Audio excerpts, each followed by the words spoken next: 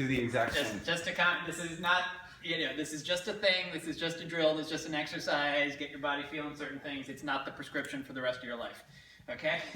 Right, and Josh was bringing up the point, well, if he's coming from the outside or something, like, yeah, obviously I'm gonna get contact with his vital targets first, and a lot of it will start looking kind of like the basic close combat stuff. Or if Josh is coming at me real fast and hard, whoa, and I don't know what this was, but it happens to become like this.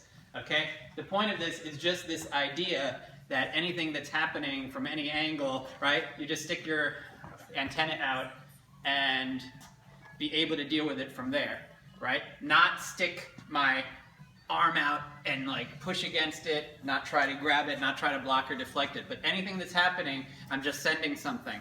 And whatever happens from here, that's what tells my body how to move, right? Get the idea? If I'm over here and just like stuff's coming at me from whatever angle, right? There we go. Now, if we were to rewind, did that look kind of like a CQ? I didn't know who was going to come first. I didn't know if anyone was going to come. These fuckers don't always listen to me, right? You can edit that, right? Okay, but point being, like whatever's, sorry, you made me too nervous again. Whatever's coming from whatever angle, and by the way, I mentioned before, the legs can be antennas too. You just got to make sure you're going to move real fast from there. It depends on everything. I didn't know you did that. That's fine. Okay, good. It's like, it'll hurt, but who cares? Right? So like, if Doug's coming at me, whatever, whoa, right? I'm just sending something, and this is what, you could think of it almost as a fright reaction. This is what, if Doug were there and he's suddenly, whoa, here's my kind of textbook fright reaction, okay? But if I'm a little more aware of him, I'm a little more, whoa, right? My fright reaction might be something like that. And this should be telling me where to move, right? Wherever I'm touching, whoa, that tells me where to go. Whatever I feel from him, if I'm feeling like, Doug's kind of off balance, then yeah, maybe he could just do that. But if I'm feeling like he's got a lot of balance, a lot of strength, whoa, it's telling the rest of my body where to go so I can deal with it. Nice. Cool. Thanks for that video.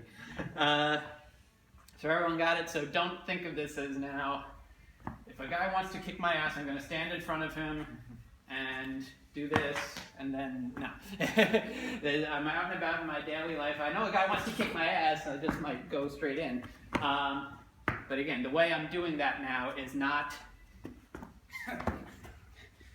very regimented, because as I showed you, if Michael's coming, it may not work out so well if I'm being like shit like that. But it can still work fine if I'm just loose and feeling. Okay? And before we break for lunch, just a little sneak preview. If Alan's coming, whatever, this nice loose arm, a lot of stuff can happen. Just like in contact flow, even when in the context of just sticking, no matter what he does, I'm just sticking, moving, keeping him in my workspace. Well, within that, I can be pulsing, I can be, equal pressure, isolating, okay? Still just sticking and everything, but there could be a lot going on. Likewise, basically, you're moving as soon as John touches you somewhere, this is throwing you off balance, this is pulsing, this is doing all sorts of funny stuff, right? Boom, allowing him to get in and do whatever. So you get the idea. There's a lot to be going on. But that's why we went through the kind of progression today of focusing on the sticking, focusing on keeping things in your workspace, which is a way to psychologically get out of, oh shit, it's coming, I gotta get out of the way, which is a very rigidifying psyche, as opposed to, I'm just gonna keep this in my workspace, whatever he's doing to me. Oh, and even if it hits me, it's just a hand. I'm gonna treat my gut or my chest as a hand and just stick with everything same way, right? Or even if he's here, shoulders a hand, it's all good, right? So good way to get your mind a little loosened up. And then from there, what's really the only difference? The only difference is here is that I'm starting without the contact necessarily, and we're just getting the contact, very quickly and going. And by the way, this does not in any way, shape, or form obviate the advantages of going first. Right? All right. In the drill, yes, we're staying out of range.